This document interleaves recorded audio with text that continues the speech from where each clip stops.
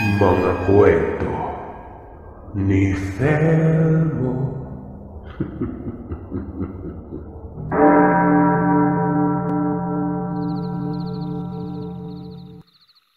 Mapagpalang araw sa inyo, Sir Seth.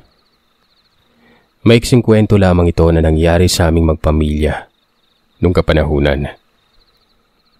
Grade 3 ako noon at kailangan naming umuwi ng probinsya para sa naghihingalo kong Lola Inday. Lola ko ito sa father side. Bali sa kaduluduluhan na ito ng Visayas. Malapit na sa Mindanao. Ito ang kauna-unahang beses kong sumama kasama ang aking 12 taong gulang na kapatid na si Rosa. Dumating kami noon ng maaga-aga pa. Mainit ang panahon. Sinundo kami ng mga pinsan ng aking Papa Noel. Mga 1 oras pa ay nakarating na kami sa barangay at mula doon ay bumaba kami. Bitbit ng mga pinsan ni Papa ang mga gamit namin samantalang kami ay pinagpalit ng tsinelas dahil maglalakad pa kami ng konti sa mga tuyong sapa. Hindi kami sanay ni Ate Rosa sa probinsya. Bagamat nakakapagod ay nabighani naman kami sa magandang lugar at paligid nun. Hindi ko na alam ang oras o ilang oras ang nilakad namin bago kami nakarating sa bahay nila Lola. Tumawid-tawid pa kami sa mga irigasyon na sa gilid ay kita ang mga bukirin. Matapos nun, mga ilang mga kubo na bago kami nakarating sa bahay niya. Masyado na talagang malayo ang bahay na ito kaysa sa yung ibang mga pinsan ni Papa na nakatira na sa may mga barangay kung saan may mga access na ng mga sasakyan. Ang dahilan, ayaw na ni Lola na umalis pa sa lugar kung saan siya nagdalaga. Napangasawa si Lolo, nagkaanak, nagkaapo, at tumanda. Ito na ang kinalakihan niya at noong maayos-ayos pa nga ang pag-iisip ng mahigit 90 anyos kong Lola, ay kabilin-bilinan nito na ayaw niyang maghingalo o mamatay sa ospital. Gusto niya, sa bahay na yun siya babawian ng buhay. Kundi umano, mumultuhin niya yung mga gustong magpa-ospital sa kanya. Sa edad ko na yun, Sir Seth, ay maraming beses na rin akong nakakita ng mga taong malapit ng pumanaw, kagaya ng mga kamag-anak nila Mama. Pero dito ko lang naranasan ang klase ng nagbibilang ng araw na talagang makapanindig balahibo. Nagmano kami ng maayos kay Lola pagkarating. Tipikal na may edad na si Lola. Walang kakaiba. Nakahiga lamang at tila nag-aantay na ng kanyang oras. Maganda ang paligid sa umaga. Pero kung gaano kaaliwalas ang paligid ay ganun din ka medyo nakakatakot pagsasapit ng gabi. Unang gabi, Sir Seth, ha? Unang gabi pa lamang namin doon pero may kakaiba na kaagad na nangyari. Nung una ay wala pang naikikwentong kakaiba ang mga pinsan ni Papa sa kanila ni Mama. Kasi ang buong akala nila ay hindi na naniniwala si Papa sa mga ganitong klaseng bagay.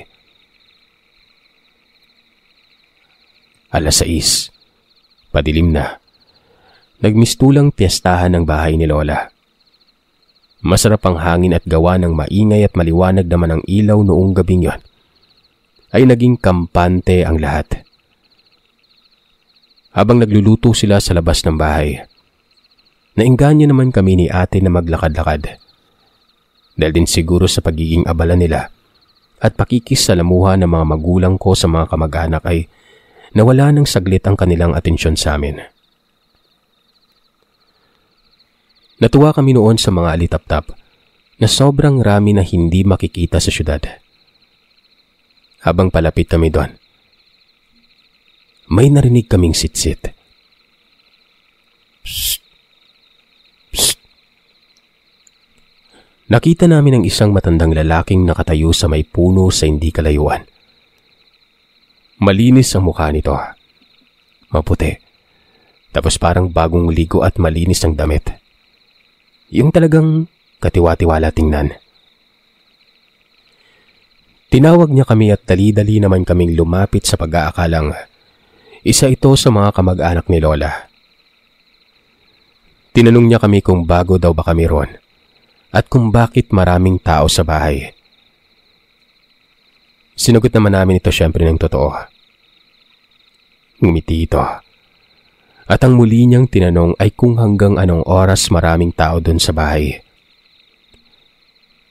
Syempre, gawa ng hindi namin alam ay sinabi namin na kung gusto niya, tanungin niya ang mga kamag-anak namin. Akmang tatawag na kami nun, nang bigla na lamang akong nakaramdam ng mahigpit na pagkapit sa braso ko. Sobrang higpit na pinipiga niya talaga ito. Mabuti na lamang at nakaiwas si Ate Rosa. Sinubukan pa ng nilalang na hatakin ang buhok nito pero napatumba si ate at tumatras nun. Ang pinakamalakas na sigaw noon si ate, na nakuha naman ang atensyon ng mga tao sa paligid. Nung nakita kami ay bigla akong binitawan ng lalaki. Tumakbo naman kami kaagad ni ate pabalik ng bahay. Sinalubong kami ng mga pinsan ni tatay at tinanong kung ano ang nangyari. Ang tinawag pa nga namin noon sa lalaki ay maligno. Hindi kasi ako tumingin noon sa kanya matapos akong mahawakan pero ayon sa ate ko, noong natumba umano siya at umiwas sa lalaki ay nakita niya itong nagmukhang parang nanunuyot na matanda. Lumalim ang mata, nangulubot. Hindi naman ito naabutan ng mga pinsan ni Papa kahit na nag-ikot-ikot sila sa paligid nun. Yung braso ko na nahawakan ng matanda, sobrang nangitim at namaga. Yung nakahulma na yung palad niya doon. Siyempre, pinagalitan kami ni Papa pero andun pa rin yung pagtataka niya kung bakit at ano ang nangyari nun. Lalo na nung sinabi namin kung ano ang tinanong ng matandang lalaki sa amin. Ayon pa sa mga pinsan ni Papa, gabi-gabi, mula nang nanghina si Lola, tuwing sasapit ang 10:00 ng gabi, ang isang pinsan ni Papa na nagbabantay kay Lola ay palagi na lamang nakakaramdam nang biglang mawawalan ng hangin sa paligid. Sa paligid lang ng bahay, na hindi naman dapat mangyari sa kadahilan ng napapalibutan sila ng kapunuan. Pagkatapos ay magsasalita na si Lola ng, "Tulong, kukunin niya ako. May kukuha sa akin." Sabi niya sa akin, kukunin niya ako kapag mahina na ako. Matinong-matino na sinasabi umano ni Lola yon. At tila ba takot na may kukuha talaga sa kanya. Nung una ay akala nitong pinsan ni Papa na si Tita Beth.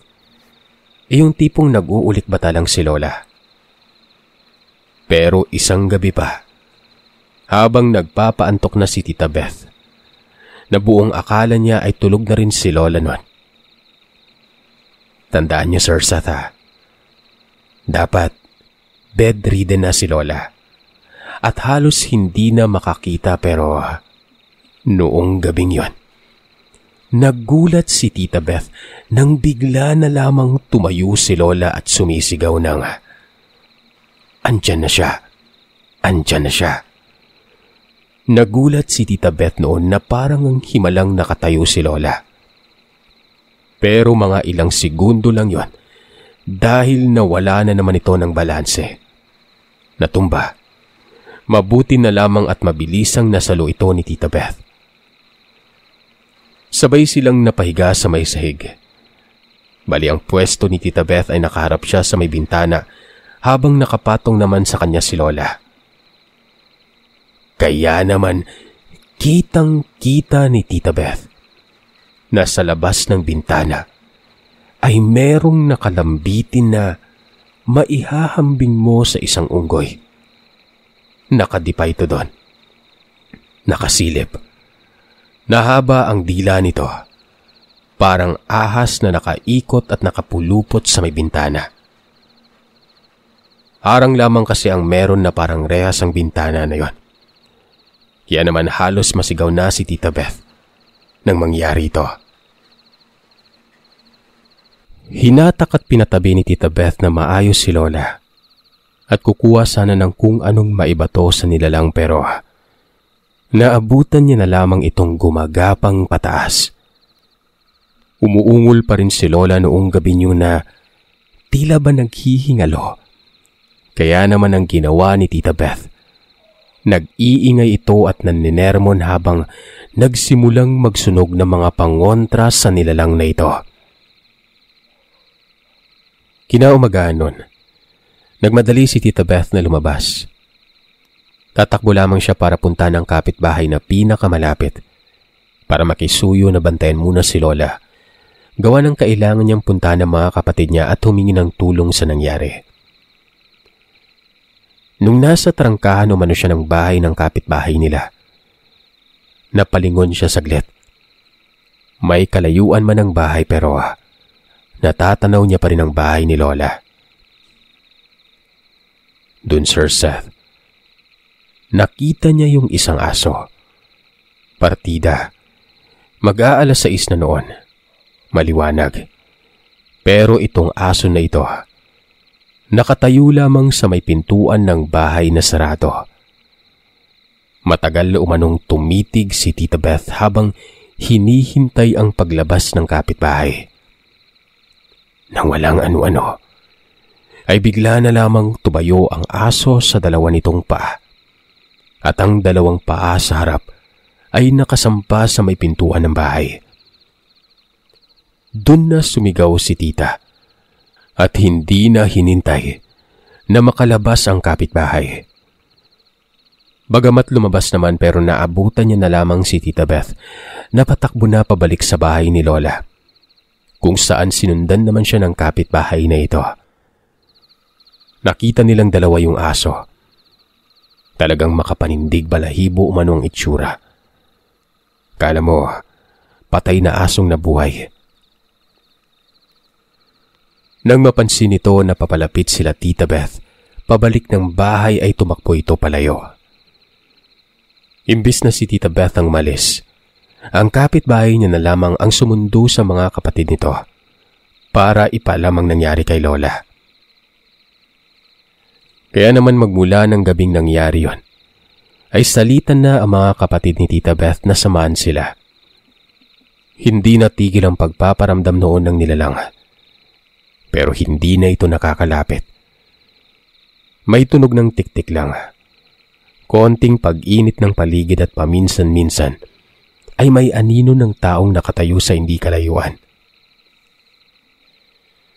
Kapag lumalabas naman ang kapatid ni Tita Beth na may dalang itak at ilawan, tanging naaabutan na lamang nila ay ang patakas na mga yabag. Base din sa kwento nila noong gabing naroroon kami, totoo ngang kapag malapit ng mamatay, ay napagkakainteresan ito ng mga aswang. Wala itong pinagkaiba sa bango ng pinakapaborito nilang hinog na prutas. Daig pa umano ng mga aswang na naglilihi at gutom na gutom kapag ganyan. Gagawa ng paraan kahit nasa konti o malapit ay maamoy lamang ang katawan ng mga nanghihina at makapaghatid sa kanila ng paglalaway. Sapat na sa kanila pero ang tila hindi nila mapigil ay kapag dumating na ang panahon na pumanaw na ang may sakit. Parang ito na umano ang sukdulan ng pagpipigil nila. Nanakawin at nanakawin nila ang bangkay sa parang iniisip nila. Gumaan ang pakiramdam namin noong sabihin nila na marami-rami naman daw kami doon. Kaya mukhang katatakutan kami ng nilalang na makalapit doon. Bagay na mali kami. Siguro, talagang hinintay lamang ni Lola si Papa noon sa kadahilan ng nag-iisang anak ito. Magmula kasi nang dumating kami ay nararamdaman nilang pahinaan ng pahina si Lola. Pero alam mo yung parang kalmado. Sa ikatlong araw, eto na. Kakatapos lamang ng tanghalian nun. Napansin na nga nila na naghihingalo na si Lola. Pahina na ng pahina ang tibok ng puso nito. Pulso at paghinga. Ito na nga ang oras nun. Kaya lahat na ata ng mga kaanak namin kasama na ang mga kapitbahay ay pumunta doon. Pumunta't parito doon sa bahay nila Lola. Kumbaga naghahanda na mamaalam. Kinausap nila ang mga ito. Buong maghapon ay gano'n ang nangyari. Hanggang sa unti-unti na rin munang nagsibalikan sa kani-kanilang bahay ang mga tao at kami-kami na lamang din ang natira sa bahay ni Lola. Hanggang sa bumaba ang araw. Hanggang sa sumapit ang dilim. Ako, si ate, mga magulang namin, si Tita Beth, si Lola, at ang tatlo pang pinsan ni Papa na sina Uncle Rick, Noli at Bon. Dala nila ang dalawang motor noon na kung ano man ang mangyari kay Lola ay para sabihan ng ibang mga kaanak pero ayun nga, ito na ang nangyari.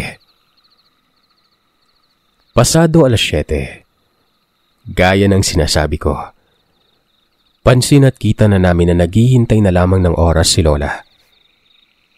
Pero kitang-kita naming lahat na bigla na lamang itong umupo mula sa kanyang kinahihigaan. Tuwid na tuwid ang upo nito. Napatayo kaming lahat at kasabay ng pag-upo ni Lola ay ang pagtunog ng isang makapanindig na tunog. Huni na galing sa ibon. Koko, koko, koko. Ganon yung tunog. Tumigil ito. Pagkatapos ay sa kabilang parte naman, tutunog ang napakalakas na tuko. Titigil. At sa kabila naman ay tutunog naman ang isang ibon na hindi mo maintindihan kung anong klase nun. Pero wala ito sa taas ng mga kapunuan. Para lamang itong nasa lupa. Tumigil na naman ang tunog na yon. Salit-salita ng tunog ng mga hayop pero tila ba gumagapang na sila sa lupa. Inalalayan naman nila si Lola noon na matapos ang pag-upo ay bigla na namang nahiga. At dito, nag-iba na ang kulay ni Lola na parang bigla itong nangitim. Lumabas si Papa kasama ang mga pinsan niyang lalaki. Nagpailaw sila. Meron silang nahuling gumagapang sa may labas papunta sa maraming mga puno. Pagkatapos nun, nawala na. Nagsiga sila. Si Lola, tila hindi na rin magtatagal kaya naman nagmotor na ang dalawang pinsan para sunduin at ipaalam sa ibang gustong pumunta na malapit na si Lola. Ilan lamang sa mga kaanak ang nakarating bago pumanaw si Lola. Matapos ang iyakan, yung iba ay umalis na ulit. Nagtoka-toka na mga ito kung sino ang pupunta sa punerarya, kung sino ang kakausap sa mag-iimbalse mo, at kung sino ang tutulong na mag-ayos ng bahay kung saan siya ilalagi. Nagkaroon na naman ng katahimikan noong gabing yon pero nadagdagan kami ng mga tao. Mga ibang kapitbahay, ibang kaanak. Basta, hindi ko na maalala kung ilan. Pero sapat na yun para maging kampante yung mga tao doon sa loob. Kasalukuyang naroroon ang bangkay ni Lola. Dahil gabi na, wala nang kukuha at mag-iimbalsa mo ng ganong oras. At ito, dito sa parting ito, Sir Seth, ang pinakahuli, pero ang pinaka nakakatakot na nangyari sa kanya. Salit-salitan kaming pinagbantay noon sa katawan ni Lola. Abala sila sa pagbabaklas at paglilinis ng paligid sa may labas. Napapansin namin noon na bahagyang tumaas yung kamay ni Lola. Hindi naman gaanong kataasan pero umangat talaga siya. Sinabi ko yun kay Tita Beth. Medyo nagtaka naman si Tita pero ang sabi niya lang, parte umano yun ng paninigas ng patay. Kaya naman binaba niya ito ng maayos at bumalik na siya sa ginagawa niya. Hanggang sa makailang minuto pa lamang ang lumipas nun. Biglang gumalaw ang hinihigaan ni Lola. Umusog ito sa tabi ng pader. At pagkatapos nun, sumagad na ang pagtaas ng kamay niya. Doon na kami napasigaw. Agad tumakbo sila Papa papasok sa loob at kitang-kita din nila ang nangyayari nun. Nauusog ang higaan palapit sa may pader. Dali-daling tumalon si Tita Beth at pumatong sa bangkay ni Lola habang sumisigaw. Nung papalapit na yung iba ay saka tumigil ang paghatak ng higaan nun. Nung ibalik nila si Lola sa dati nitong pwesto, nakita nila na ang babang bahagi ng kubo niya may butas na.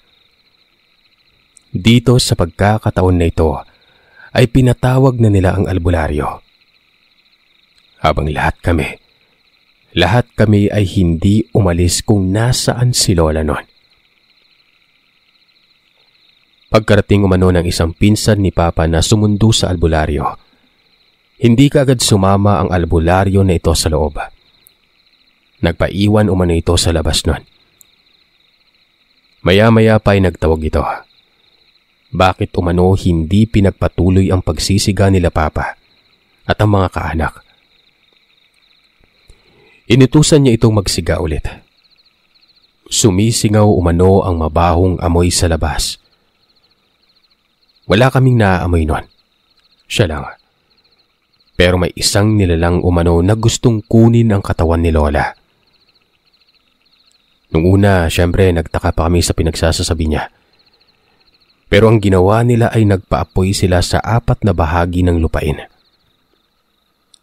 Ayon pa sa albularyo na ito, napapaligiran umano nila ang nilalang.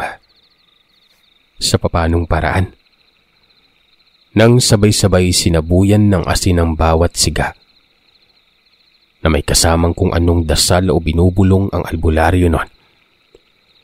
Sa maniwala man kayo o sa hindi, bigla na lamang lumagabog ang bubungan at gumulong mismo sa harapan nila Papa ang isang putol na katawan ng puno ng saging.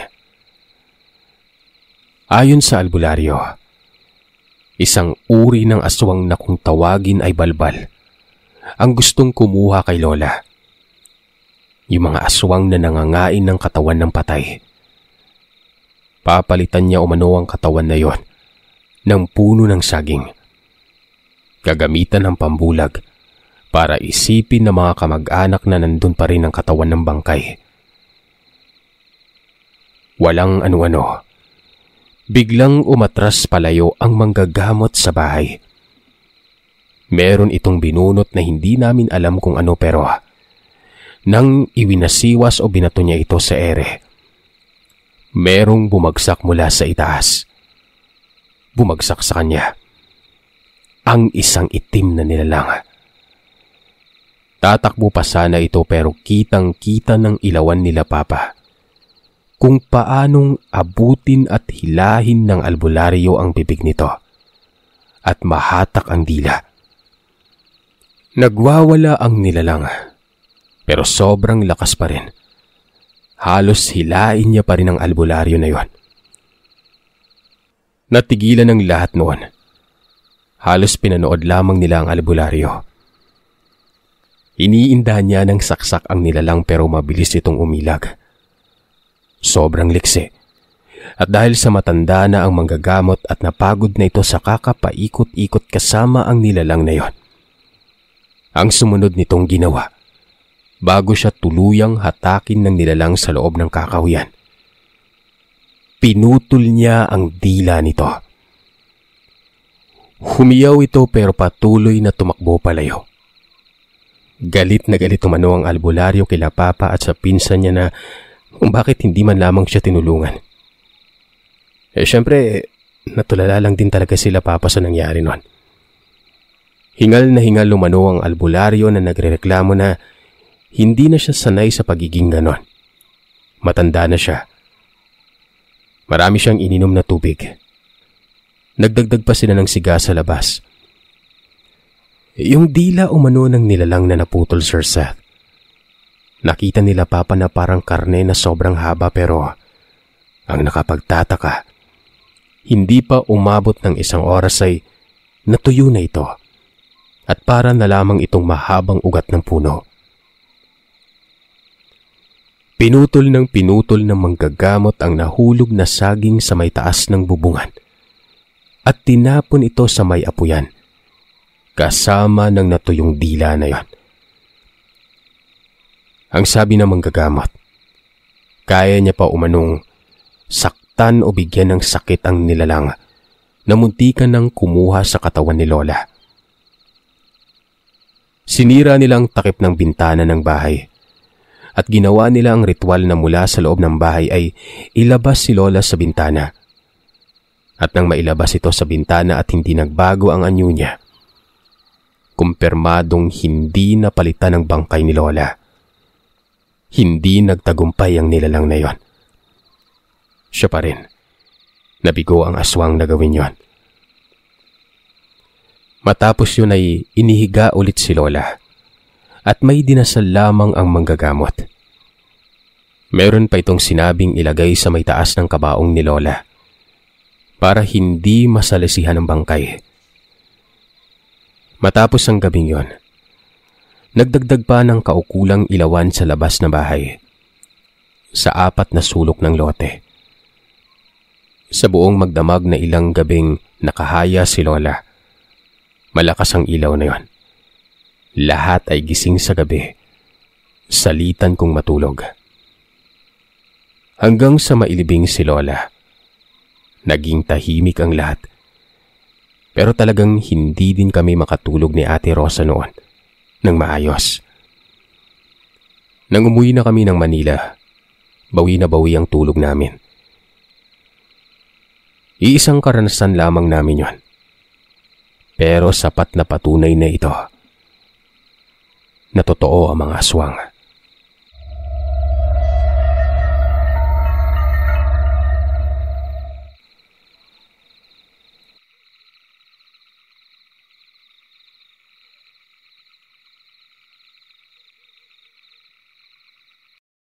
Maraming salamat mga kagiliw sa pakikinig. Madako naman tayo sa shoutout request.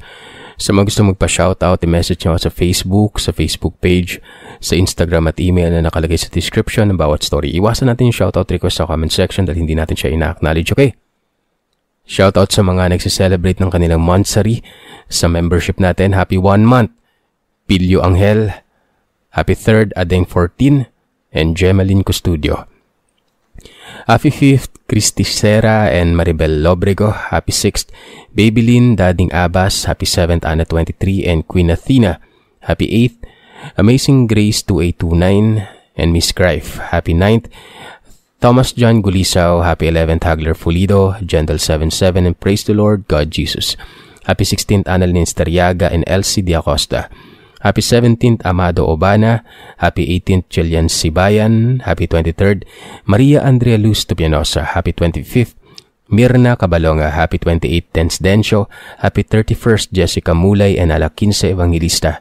And happy 34th, Anya. Sa mga nag-message naman, pa-shoutout for sir. 4 months ng baby namin na si Richard Elorde, paborito kang pinapakinggan. Nakakatulog siya kaagad dahil sa mga kwento mo. Sana mapansin, from Richard Andre Jeronimo. Salamat. Lagi po kami nakikinig sa mga kwento nyo. Inuulit-ulit po namin kasi 8 hours kami nakikinig during work. Wow. Pa-shoutout po sa GF ko, Jenica, I love you, from Angelo Christian Tan. Magandang gabi Sir Seth, isa po ako sa silent listener mo. Gusto ko lang po sana magpa-shoutout. Bukas, birthday po ng anak ko. Happy birthday, Yadric Marinda. From Sir Day Leynar Arao. Magandang gabi sir, hook na kami sa stories mula na sa husay mo sa pagnanarrate. Pa-shoutout po sa anak kong si Nicole Jenel Jaime na hindi makatulog pag walang Thelmo stories na piniplay. from Jenny Negrillo. Salamat. Sir, good evening po. Baka po pwedeng magpa-shoutout. Birthday ko po bukas. Happy birthday. Ay, birthday po bukas ng aking partner. Happy birthday, Adonis Talplacido. Dito po kami sa Japan, avid listener po kaming dalawa. Lalo na po kapag naka-duty kami sa trabaho, ako din po yung pina-shoutout niya sa inyo bandang July kasi po birthday ko po nun. Maraming salamat po. Sana mapansin niyo po ang aking mensahe. From Maria Gracia Garcia. Hello sa inyo. Happy birthday, Sir Adonis. Good day po, sir. At pa-shoutout po sa best friend kong si Zarina pronunciation. Zarina Regino from Las Piñas na magba-birthday September 1 today. Silent listener niyo po kami. Pareho siya nag-recommend ng channel niya sa akin para mapakinggan.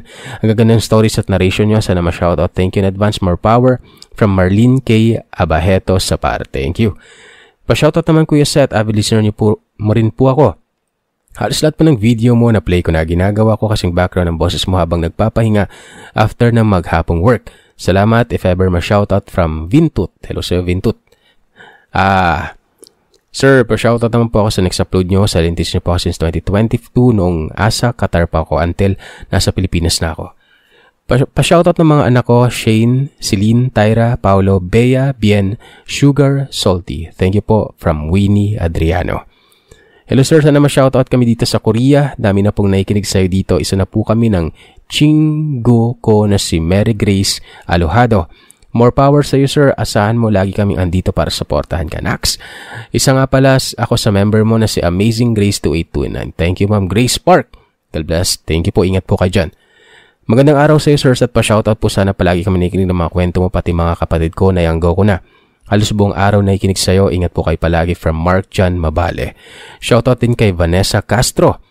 Hello sir, good day. Pa-shoutout naman po kami lahat ng taga-receiving department, especially kay Bonbon na taga Balete, from Jeric Ace Perez from Polomolok, South Cotabato. Thank you. Sir, pa-shoutout sa upload nyo sa girlfriend ko na si Marina. Joke lang. Fatima ng Alhasa, damam laging naikinig yan from Lance. Mapaisip si Ma'am Fatima, no? Iba yung sinoutout na girlfriend. Ma'am Fatima po yung nagbibiro lao from Lance. Thank you. Ay mga kagiliw, maraming salamat sa inyo. Siyempre po, bukas ulit. Happy weekend!